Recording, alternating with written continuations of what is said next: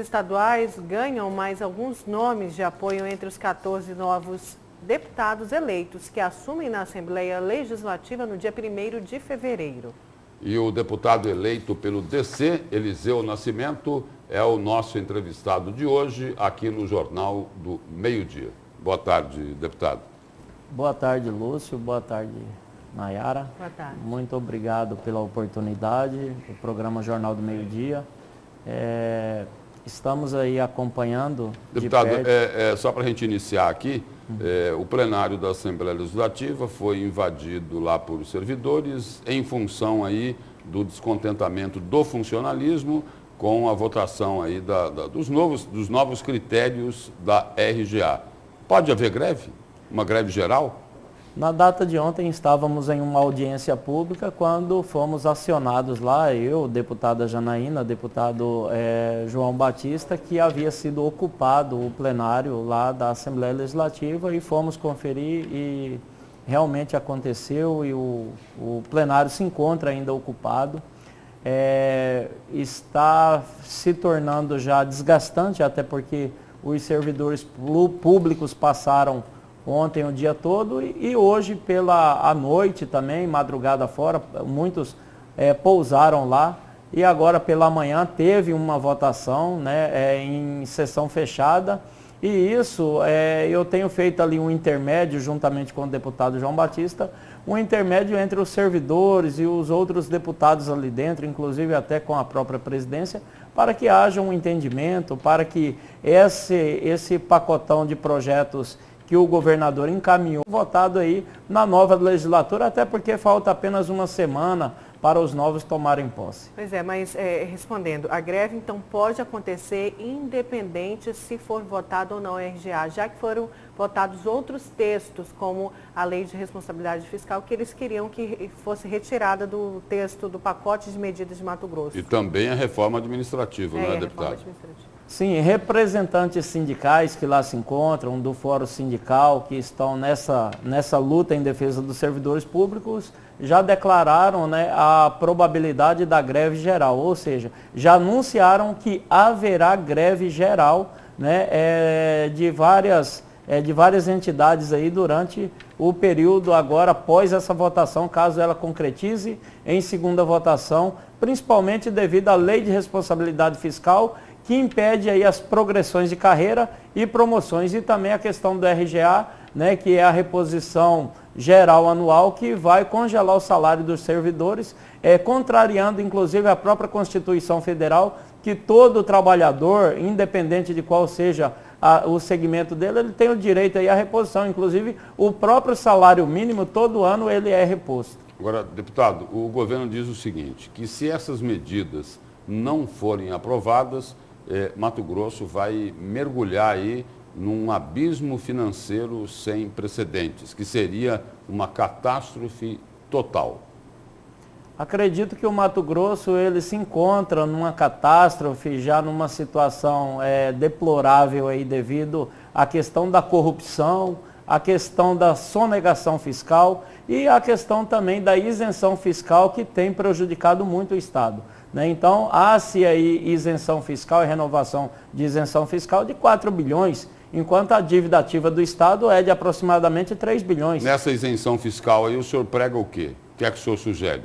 Eu sugiro que seja revisto, que seja discutido sobre essa questão, para que seja suspenso, né, essa isenção fiscal, ver quais são essas empresas beneficiadas, né, e assim que cada uma delas, que muitas vezes já tem 10 anos, 20 anos já aí tendo esse favorecimento, que possa colocar a contribuição, assim como o próprio agronegócio tem contribuído. A gente sabe, deputado, que a situação em que se encontra os servidores públicos sem conseguir pagar as contas, a gente entende bem e sabe da legitimidade de se manifestarem, mas uma greve nesse momento não traria uma situação pior para o Estado, que já vive, né, num buraco negro aí, parece que um buraco sem fundo.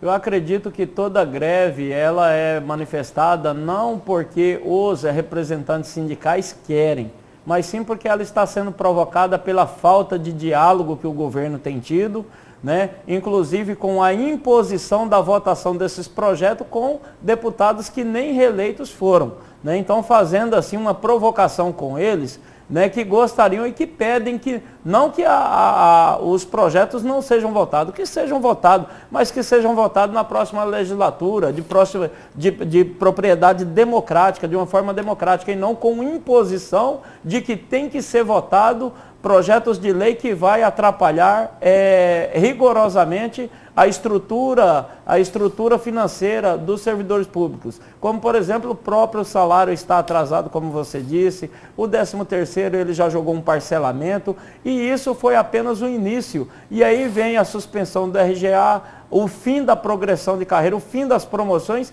que vai acabar totalmente com a vida pública desses servidores que, infelizmente, não terão aí uma perspectiva de avanço na sua vida profissional.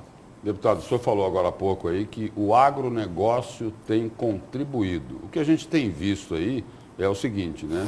Principalmente os grandes, os megaprodutores, os reis de soja, de algodão, resistindo em pagar um pouco mais. Esses grandes líderes do agronegócio já mantiveram contato com o senhor? Eles já procuraram o deputado Eliseu Nascimento? Eu cito em relação ao agro estar contribuindo devido à questão do FETAB, mas que poderia, inclusive, contribuir mais. Alguns mantiveram contato na busca de conversar, de dialogar. Eu, da minha parte, eu preferi nem diálogo, né, nesse momento. E que venha ter um diálogo pós aí a gente assumir, para que nós possamos buscar caminhos. Mas eu sou um defensor de que o agro realmente tenha que contribuir, e eu acho ainda que está sendo contribuído muito pouco em relação ao que contribui o agro lá no Mato Grosso do Sul. E combater a sonegação também. Porque a sonegação é grande. Tem que haver a sonegação, tem que haver o combate à sonegação de imposto, tem que haver mais contribuição do agro e tem que haver a redução e até o fim da isenção fiscal para que o nosso Estado possa receber aí um fluxo de caixa e manter os compromissos. Se houvesse aí uma parte de contribuição por essas empresas que não geram impostos, que têm essa isenção fiscal, o nosso Estado não estaria nessas condições. Estaríamos com as contas em dias, tudo pago, e ainda o salário em dias do servidor público, que é o maior penalizado hoje, como se estivesse endemonizando o servidor público, como se fosse o gerador de todo o caos que se encontra, e esquece aí das obras da Copa, que foi a vitrine da corrupção e outros. Deputado, obrigado pela presença e pelas informações do senhor aqui no Jornal do Meio-Dia. Agradeço mais uma vez pela oportunidade, estaremos sempre à disposição, e o que nós buscamos hoje intermediar os servidores públicos é nada mais, nada menos o diálogo e entrar no entendimento, que o governo possa ouvir esses, né, e que, se possível, pudesse até passar essas mensagens para fevereiro. Como está tendo essa resistência, mas que haja pelo menos uma negociação cabível e que seja menos penalizados os servidores públicos. Obrigada.